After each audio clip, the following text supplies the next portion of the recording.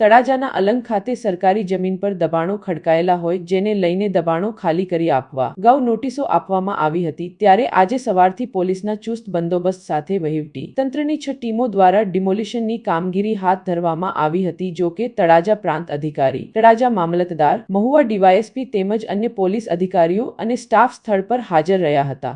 Demolition કાર્યવાહી શાંતિપૂર્ણ માહોલમાં ચાલી રહી હતી। જો કે બપોરના 2 વાગ્યા સુધીમાં 22,000 ચોરસ મીટર જમીન ખુલ્લી કરવામાં આવી। પ્રશાસન દ્વારા જેસીબીની મદદથી ડિમોલિશન કામગીરી કરવામાં આવી રહી હતી। ડિમોલિશનને લઈ અલંગ વિસ્તારમાં સવારથી ચુસ્ત સુરક્ષા વ્યવસ્થા જોવા મળી હતી।